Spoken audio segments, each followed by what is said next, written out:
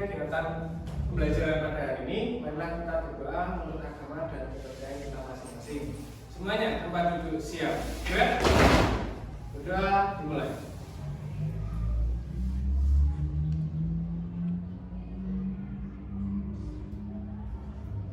Berdoa selesai. Tempat duduk gerak. Stand up, please.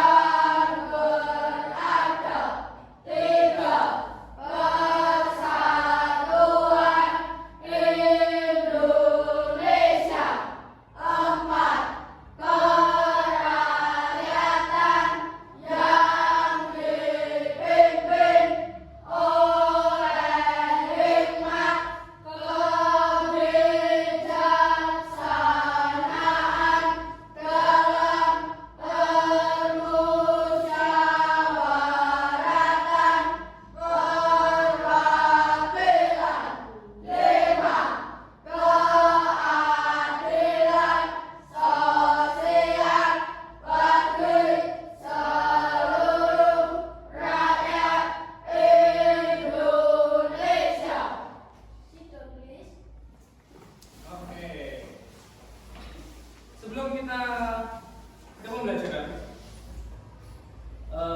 Pak Yoel ingin menyampaikan untuk tujuan pembelajaran pada hari ini. Yang pertama, itu adalah memahami konsep berpikir komputasional. Kedua, memahami manfaat berpikir komputasional. Dan yang terakhir adalah menjelaskan secara singkat tentang kecerdasan artifisial dalam kehidupan sehari-hari. Sebelum itu Pak Yoel ingin tanya dulu, ada yang tahu tentang coding? Coding, kalau dengar coding di gamers dan lain sebagainya, ada yang pernah dengar tentang coding? Coding itu berkaitan dengan apa kalau coding? Gamer, ada lagi? Aplikasi AI, ada lagi? Berkaitan dengan apa? Yang Pak Yoel bawa? Laptop, selain laptop apa? HP. Oke, jadi sudah mengenal sedikit tentang yang namanya coding. Jadi coding. Oke, sebelum kita mengenal berpikir komputasional, sebelum kita ke materi pembelajaran, kita akan coba tes pola pikir kita, bagaimana konsentrasi kita. Sekarang bisa berdiri dan baris sesuai dengan masing-masing. Oke.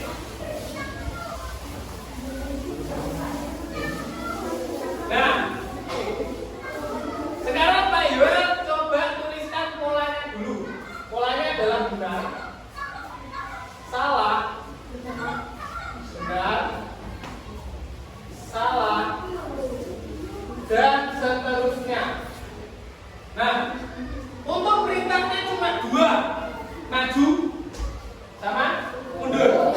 Karena ini dilakukan berkelompok, berarti harus kompak. Sekarang pegang pundak teman yang di depannya. Oke, contoh dulu sebelum ini saya hapus ya. Sebelum mulanya saya hapus.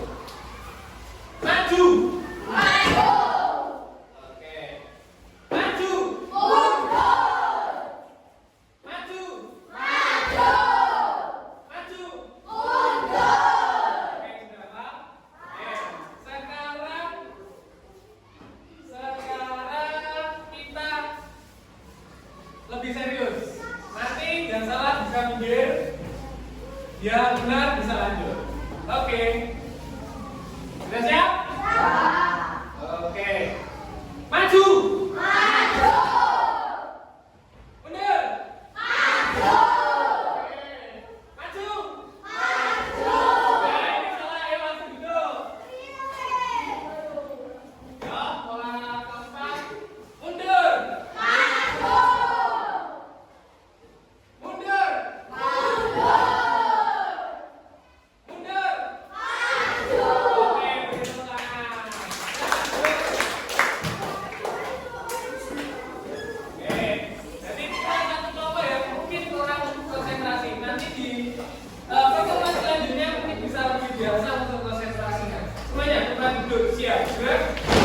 sudah siap untuk melihat video pembelajaran di atas? Nanti silakan diperhatikan dari awal sampai akhir, dan jika nanti kira-kira ada hal penting bisa langsung dicatat di buku catatan. Ada yang tanya nggak sih? Hai teman TC, coba tebak apa artinya computational thinking atau berpikir komputasional?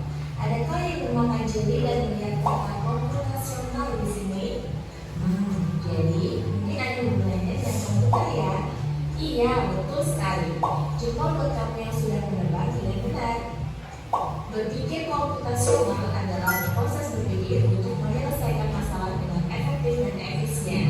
Dalam ilmu komputer, proses berpikir ini dilakukan sebelum mulai menulis coding atau pemrograman. Jika sudah direncanakan dengan baik, maka coding yang ditulis akan sesuai dengan kebutuhan dan dapat diselesaikan dengan cepat dan tepat. Tapi ternyata berpikir komputasional juga bisa dilakukan tanpa komputer dan tanpa internet loh. Malah sebenarnya kita pun sudah menerapkannya dalam kehidupan sehari-hari, mulai dari menggosok gigi, mencatat tugas pelajaran, hingga menyiapkan tas untuk sekolah besok. Wah, kalau kita sudah bisa menerapkannya setiap hari, berarti kita semua sudah mahir dong. Belum tentu. Contoh-contoh tadi kan menerapkan berpikir komputasional pada masalah yang sederhana. Masih banyak nih masalah yang lebih kompleks, seperti misalnya mengatur keuangan bulanan, apa yang harus dilakukan kalau kamu tersesat di tempat baru, hingga memilih jurusan dan karir. Lalu yang lebih penting lagi, ketika kamu dewasa nanti, kamu akan menghadapi era industri 4 dan bahkan 5. Di sini kamu perlu kecakapan untuk memanfaatkan dunia digital, mulai dari mencari dan memilah informasi yang kamu perlukan, hingga menggunakan informasi itu untuk membuat keputusan penting dalam hidupmu. Menghadapi masalah kompleks kehidupan di masa sekarang dan masa depan ini mirip seperti merencanakan coding yang sudah dibahas sebelumnya. Kuncinya adalah memahami masalah dengan tuntas dan mencari cara menyelesaikan yang efektif dan efisien. Nah, kalau begitu, bagaimana agar kita bisa berpikir komputasional? Sekarang kita bahas ya 4 landasan dari berpikir komputasional. Yang pertama, dekomposisi. Dekomposisi artinya membagi masalah kompleks ke bagian yang lebih kecil agar mudah diselesaikan. Misalnya, kamu dituntut jadi ketua panitia lomba 17-an, maka untuk memudahkan pelaksanaan, kamu bisa menunjuk panitia bagian acara, konstruksi, publikasi, keamanan, dan lainnya. Yang kedua, pengenalan pola. Artinya mencari kesamaan dan pola di antara bagian-bagian masalah kompleks yang sudah dibincang. Misalnya, kamu nggak melipat dan menyimpan jemuran di rumah, maka kamu perlu bisa mengenali jemuran milik ayah, ibu, kamu, adik, dan milik bersama seperti spray, handuk, dan lainnya. Ini karena jemuran-jemuran itu perlu disimpan di tempat yang berbeda. Yang ketiga, abstraksi. Artinya fokus pada informasi yang penting saja, mengabaikan detail yang tidak diperlukan. Misalnya, kamu hendak menceritakan pengalamanmu berwisata ke luar kota. Tentunya kamu mengalami banyak hal dari mulai berangkat di bus, berfoto bersama, makan di restoran, menginap di hotel, hingga perjalanan pulang. Tapi nggak mungkin kan kamu ceritakan semua kejadian dengan detail pada teman-temanmu.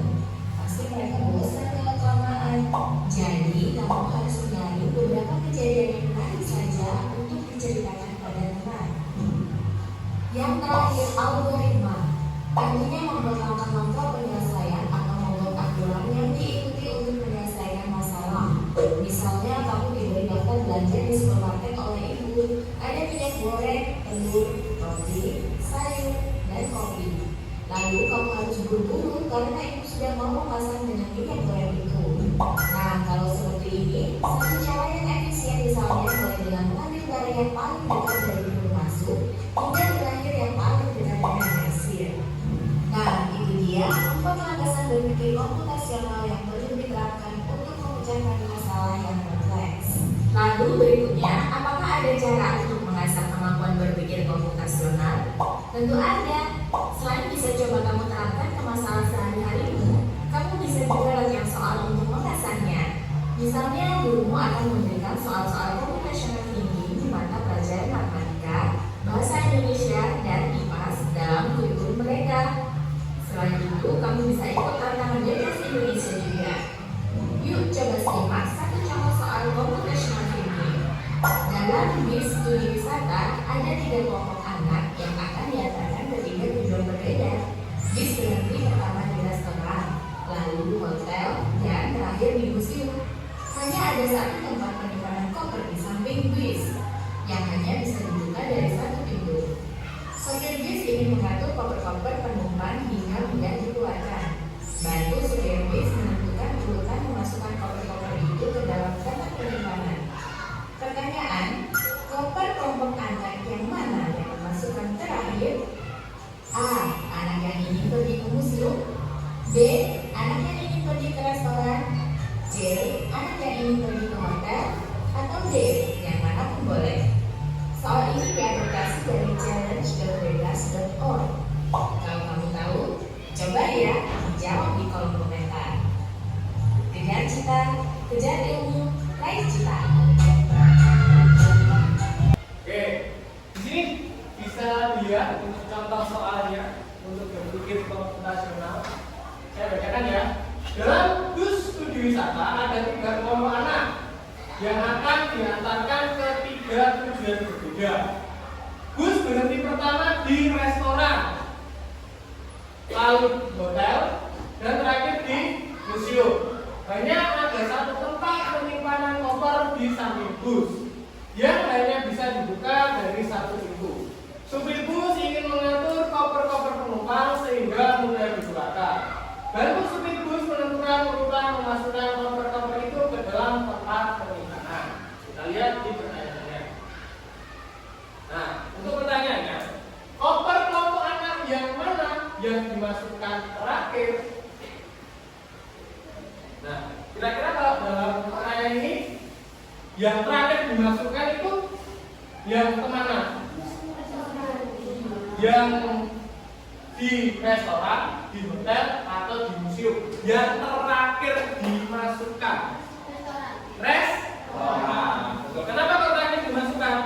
Karena kalau awal dimasukkan berarti kan masih di dalam sekali, mengeluarkannya akan sulit, akan susah. Jadi ditaruh di paling akhir. Jadi ketika sudah tiba tinggal di. Oke, dari sini ada pertanyaan untuk materi kali ini? Tidak ada. Kalau tidak ada, Pak Ila yang ingin bertanya. Apa toh berpikir komputasional? Ada yang tahu? Ada yang tahu? Oke, betul. Berpikir untuk menyelesaikan masalah. Nah, komponennya tadi ada berapa? Ada yang tahu komponennya? 4. Apa saja? 4. Dekomposisi,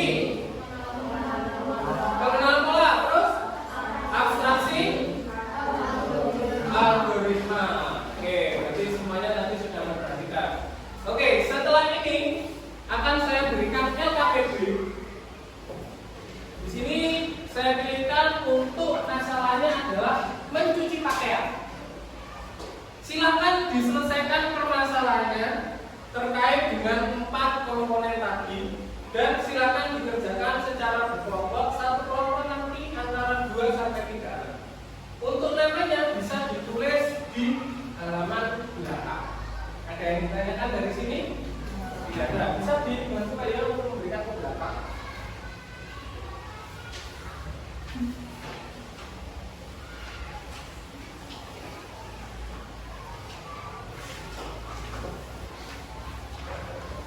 Oke, silakan diselesaikan permasalahan tentang mencuci pakaian. Nanti akan saya pilih antara 2 sampai 3 kelompok maju ke depan untuk mempresentasikan. Waktunya 10 menit, bisa dimulai dari sekarang. Nanti kalau sudah selesai akan saya tunjuk untuk maju ke depan untuk mempresentasikan.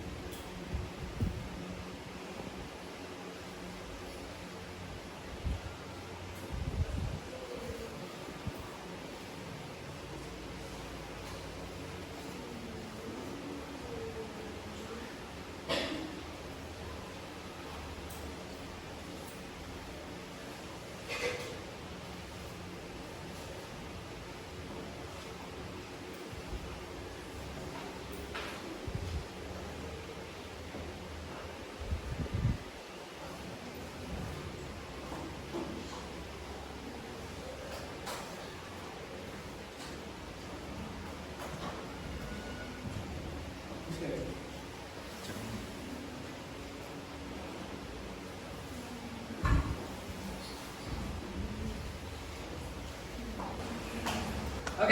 sekarang waktunya presentasi. Saya akan menunjuk yang tadi sudah saya tunjuk bisa maju secara bergantian. Dimulai dari yang pertama terlebih dahulu.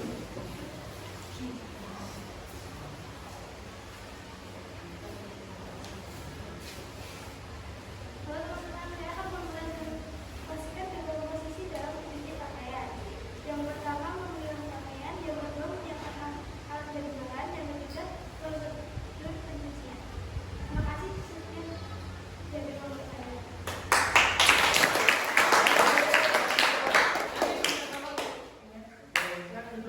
Nah, untuk dekomposisi dari kelompoknya cantik itu memiliki 3. Yang pertama memilah pakaian. Jadi pakaian itu harus dipilah terlebih dahulu. Terus menyiapkan alat dan bahan. Dan yang ketiga adalah prosedur dalam pencucian. Oke, beri tepuk tangan sekali lagi. Oke, kalau selanjutnya bisa maju ke depan.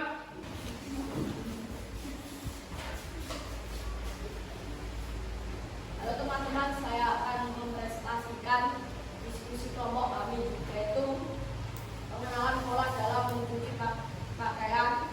1. Untuk mencuci pakaian kita memerlukan air. 2. Untuk mencuci kita menggunakan deterjen. 3. Menyalakan mesin cuci. 4. Memasukkan dalam tabung. 5. Membilas pakaian. 6. Menjemur pakaian. Oke. Ya, terima kasih.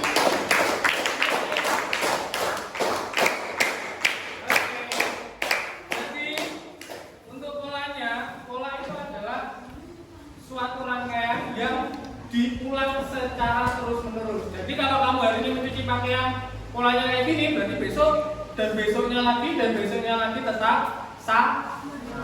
Oke, beri tepuk tangan sekali lagi. Oke, untuk kelompok selanjutnya bisa maju ke depan.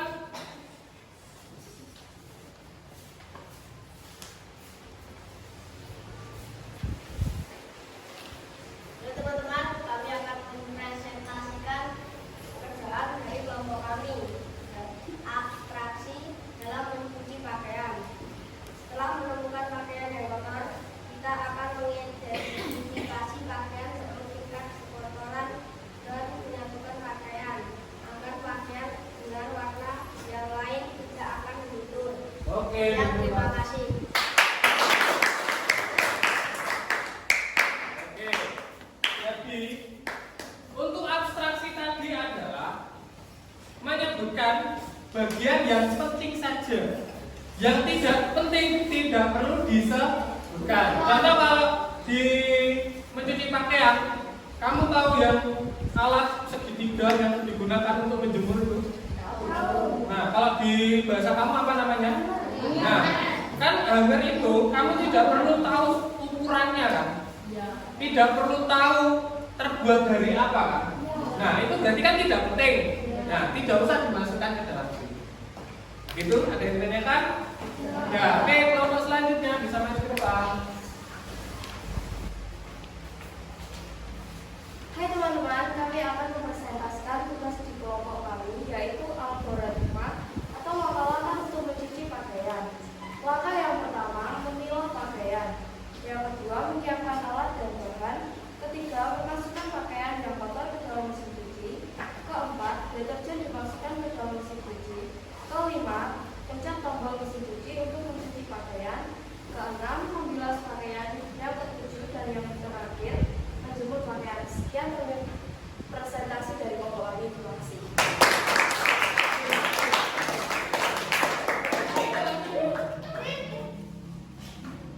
Oke, semuanya sudah bagus. Hasilnya sangat memuaskan. Beri tepuk tangan untuk kita semua. Oke, cukup sekian pembelajaran hari ini. Mungkin di pertemuan selanjutnya akan kita laksanakan praktek yang lebih bagus lagi, lebih baik lagi. Saya ucapkan bagus jempol 2 untuk kalian karena semuanya bisa mengikuti dengan baik, tertib, dan kondusif. Itu pertanyaan dulu.